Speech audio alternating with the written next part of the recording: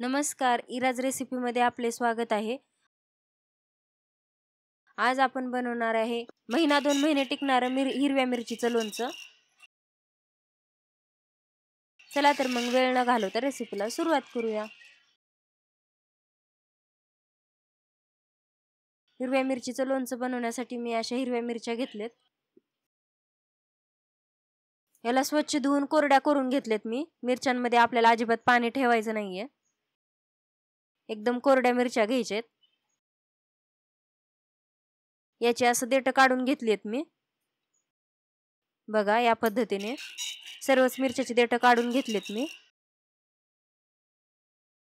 आता याला काय करायचं, कैंचीने असं कट करून घ्यायचे मधातून।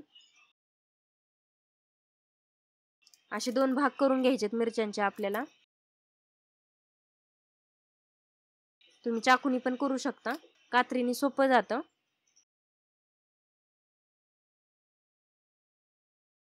हे बघा कात्रीने मी असे 2 भाग करून घेतलेत मिरच्यांचे। सर्वच मिरच्यांना असं कट करून घेतले। आता यासाठी आपल्याला मसाला बनवायचा आहे। इकडे कढईमध्ये घेतले मी 1 चमच जिरं, 2 चमच सोप, अर्धी वाटी धने घेतलेत, अर्धा चमच मेथी दाणे घेतलेत,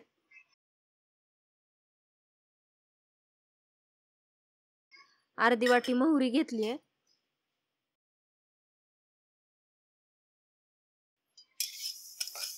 आता हे सर्व चांगलं भाजून घ्यायचं आहे आपल्याला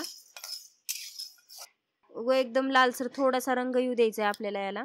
आता हे मसाले काढून थंड करून घेऊयात। आपल्याला वाटलेल्या हिरव्या मिरच्या तयार आहेत।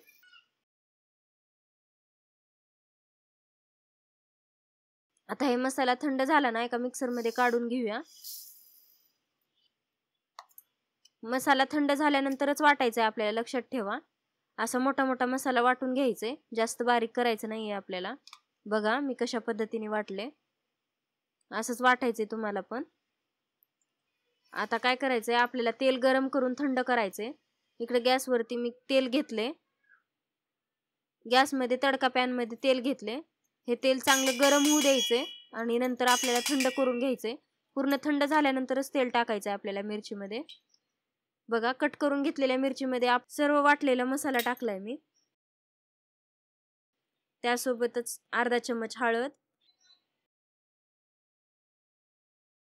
अर्धा चमच लाल मिरची पावडर। थोडीशी लाल मिरची टाकायचीच म्हणजे चवीला छान लागते। आणि थोडंसं मीठ जास्त टाकले, कारण हिरव्या मिरच्या आहेत त्यामुळे मीठ जास्त टाकायचं थोडंसं, चवीनुसार मीठ। आता हे सर्व चांगलं मसाला मिक्स करून घेऊया। हे सर्व मसाला मिरच्यांना चांगलं लागलं ना, आता यामध्ये आपण टाकून घेऊयात आपण गरम करून थंड केलेलं तेल। एकदम उकळू द्यायचंय तेल, धूर निघेपर्यंत आपल्याला गरम करून थंड करायचंय तेल। की थंड केलेलं तेल टाकून घेतले यामध्ये सगळीकडून। आता छान असं मिक्स करून घेऊया। मीठ थोडंसं कमी वाटलं तर वरतून थोडंसं आणखी मीठ टाकायचं आणि हे छान मिक्स करून घ्यायचं। आता एका काचेच्या भरणीमध्ये मी काढून घेतले सर्व लोणचं। बघा किती छान दिसत आहे लोणचं। एकदम मस्त असं लोणचं तयार आहे। हे 1 महिनाभर सहज टिकतं। ही रेसिपी तुम्ही नक्कीच ट्राय करा, तुम्हाला नक्कीच आवडेल। व्हिडिओ आवडला असेल तर व्हिडिओला लाईक, शेअर, कमेंट, सबस्क्राइब करायला विसरू नका। थँक्यू।